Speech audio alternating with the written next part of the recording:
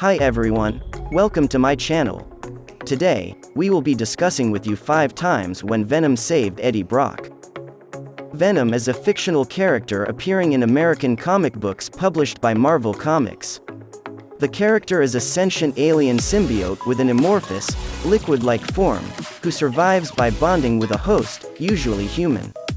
This dual life form receives enhanced powers and usually refers to itself as Venom. Journalist Eddie Brock is trying to take down Carlton Drake, the notorious and brilliant founder of the Life Foundation. While investigating one of Drake's experiments, Eddie's body merges with the alien Venom, leaving him with superhuman strength and power. A failed reporter is bonded to an alien entity, one of many symbiotes who have invaded Earth. Twisted, dark and fueled by rage, Venom tries to control the new and dangerous abilities that Eddie finds so intoxicating. But the being takes a liking to Earth and decides to protect it. Number 5. Tom Hardy recorded his lines for the Venom symbiote during pre-production, and they were played back to the actor through an earpiece on set during scenes where Brock and the symbiote talk to each other. The Venom symbiote recommends chocolate. According to the 1995 miniseries, Venom, The Hunger, symbiotes need a chemical called phenethylamine, which is available in brains and chocolate. Tom Hardy describes Venom as a tragic clown.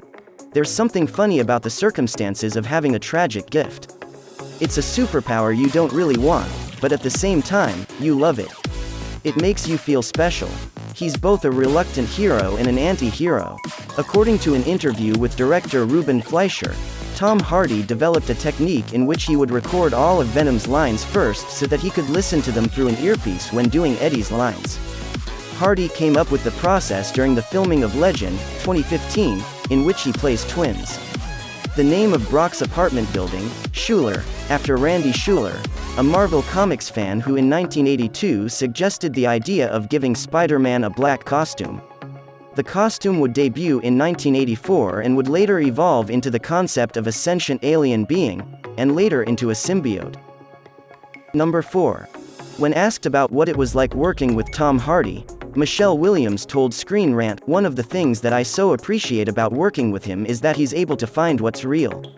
Even when you're dealing with monsters and really wild physicality and language that you've never said before, ever, he's able to find what really grounds it." Originally, Tom Hardy was going to portray Venom in motion capture visual effects, but that plan was scrapped because the facial features couldn't be imitated. Your eyes and teeth and tongue are not going to match with his, and you need a 7-foot-tall basketball player in a lycra suit for the physical shots. Venom is fully computer graphics imagery in the film. However, Tom Hardy did perform as Venom on camera in the costume of Brock, over which Venom was animated in keyframe to match the movements and stunts of Hardy. When Screen Rant asked Tom Hardy about his Venom voice, Hardy says, "Redman, Busta Rhymes, James Brown, as ingredients. And I played with it. The fusion to create what you hear, which sounds nothing like them." Riot was merely the brute to the Life Foundation's symbiote squad and not particularly powerful. All he could do was shapeshift his limbs into blunt weapons like hammers and maces. He is upgraded to Big Bad in this movie, not only being able to shapeshift into sharp objects and being more deadly but also being Venom's superior in power.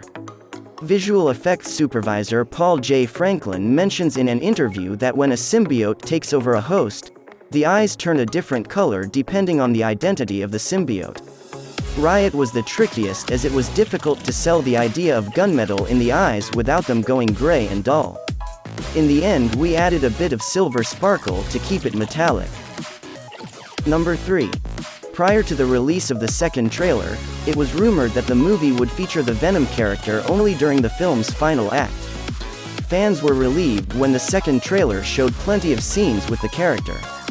The final film also heavily featured Venom in action sequences, though Tom Hardy has revealed that 30 to 40 minutes of the film, including his favorite sequences, was removed. Director Ruben Fleischer wanted to make sure Venom looked tonally different from other comic book movies.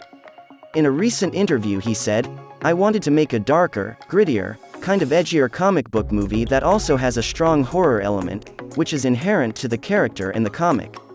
Those were the aspects: darker, edgier, grittier. According to an interview, Paul J. Franklin had his VFX team study the movement of slime molds, jellyfish, and amoeba in order to come up with the visual effects that represent Venom's movement. Number 2. Before Riz Ahmed was cast as Carlton Drake, Matt Smith, Pedro Pascal and Matthias Schoenaerts were considered for the part. The film's official movie poster is designed in a similar fashion to one of Spider-Man 2, 2004's movie posters.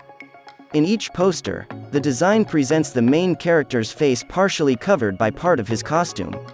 Eminem performs the title song, Venom. According to a recent interview, both Tom Hardy and Riz Ahmed are fans of the rapper. Venom was ranked as the 22nd greatest comic book villain of all time, in IGN's list of the top 100 comic villains. IGN also ranked Mac Gargan's incarnation of Venom as number 17, in their list of the top 50 Avengers, while the Flash Thompson incarnation was ranked as number 27. The character was also listed as number 33 on Empire's 50 greatest comic book characters. The final cut of Venom opens with the Life Foundation shuttle crashing in Malaysia and the symbiote samples being found inside. In the original script, this opening sequence was much longer. We would have seen the shuttle's crew, including John Jameson, discovering a comet filled with symbiotes and collecting 4 of them as samples to take back to Earth. Michelle Williams has said that one of the main reasons why she signed on to appear in Venom was the chance to work with Tom Hardy, of whom she's a big fan.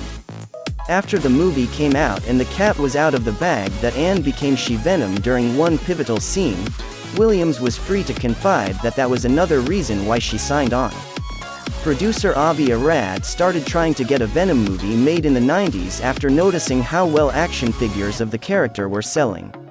When Sam Raimi was working on Spider-Man 3, Arad forced him to include Venom, despite the fact that the movie was already overstuffed and Raimi had no interest in the character, for the sole purpose of setting up a spin-off. Number 1. Eddie Brock, Tom Hardy, and Dr. Skirth, Jenny Slate, communicate with the IMQQ chat platform. IMQQ is owned by Tencent, a Chinese-owned technology, media conglomerate. Tencent has exclusive distribution rights to Sony Pictures in China and offices in San Francisco where this movie takes place. Readers were introduced to Spider-Man's black costume in The Amazing Spider-Man, number 252. Reed Richards of the Fantastic Four later discovers that the costume is actually an alien symbiote. Tom Hardy told RTE Entertainment recently that he drew upon MMA fighter Conor McGregor when developing his character in Venom, because he wants to have a scrap with everybody. They are really amazing. Thanks for watching. In case you forgot, you can help this channel grow and enjoy more each time. Just like, subscribe and activate notifications. Stay tuned for more videos.